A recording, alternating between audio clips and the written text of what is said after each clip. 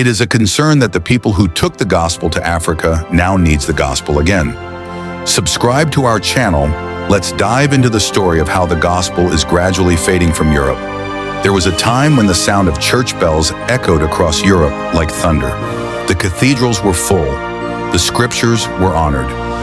Missionaries left the shores of England, Scotland, Germany, and other parts of Europe carrying one message to the nations: Jesus Christ is Lord. They crossed dangerous oceans. They entered hostile lands. Some died from disease. Some were rejected. Some were martyred. But they came anyway. They came to Africa. And they brought us the gospel. They built schools where there were none. They translated Bibles into local languages. They preached under trees in villages, on dusty roads, and in places forgotten by the world.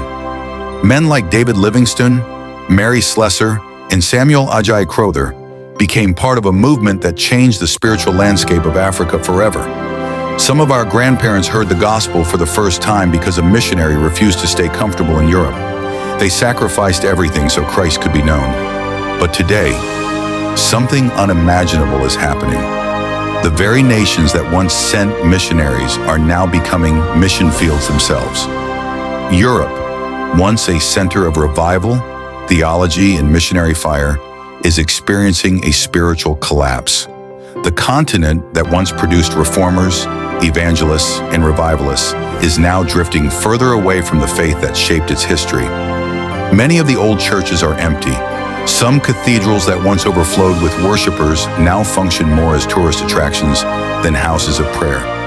In some cities, ancient church buildings have been turned into restaurants, bars, museums, apartments, and nightclubs. Places once dedicated to prayer now echo with silence. What happened? How did the lands that once preached Christ to the world become spiritually cold? The decline did not happen overnight. It happened slowly. One generation became comfortable. Another generation became skeptical. Then came a culture that began pushing God further and further out of public life. Secularism replaced scripture. Entertainment replaced reverence.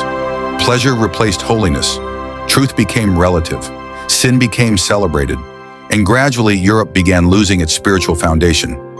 Today, many European societies openly embrace ideas and lifestyles that previous generations of believers would have considered unimaginable.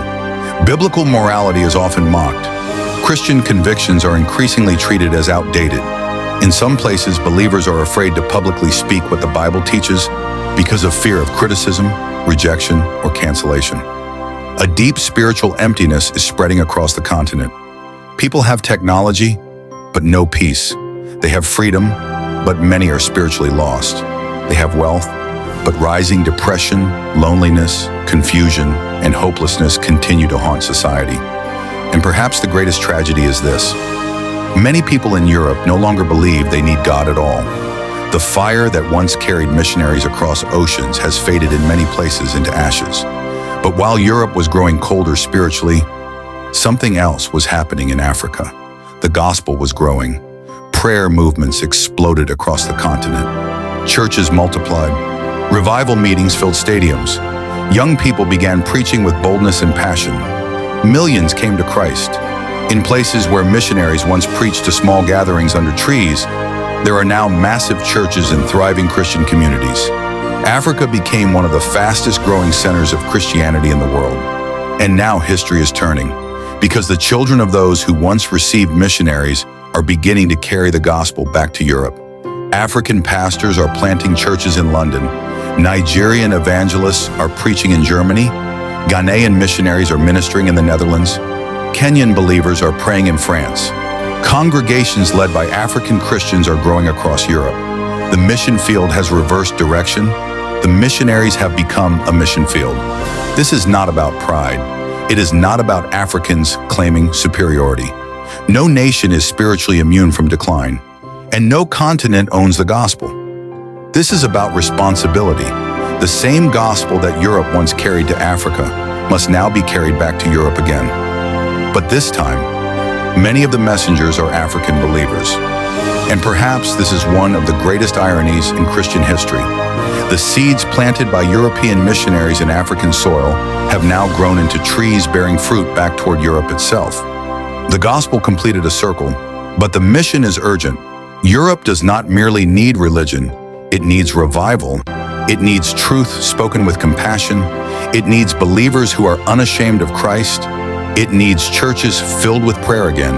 It needs a generation willing to stand for holiness in a culture drifting deeper into confusion. Because behind the beauty of Europe's cities, architecture, and history, there is also spiritual hunger.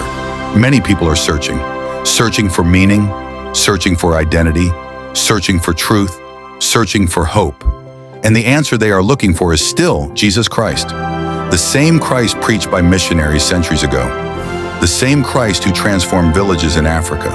The same Christ who still changes lives today.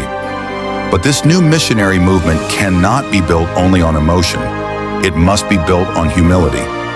African Christians going to Europe must not go with arrogance or condemnation. They must go with broken hearts, with prayer, with love, with truth. And with the understanding that revival is not produced by loud preaching alone, but by the power of God. Because Europe's greatest need is not merely cultural reform, it is spiritual awakening. The churches that once sent missionaries must burn again with the fire of God. The empty cathedrals must hear prayer again. The streets that forgot Christ must hear the gospel again.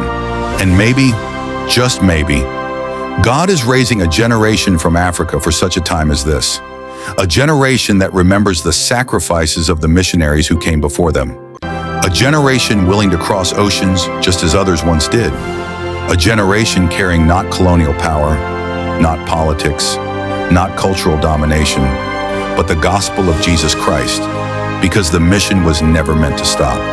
And now the question is no longer, will Europe send missionaries? The question is, who will go back to Europe?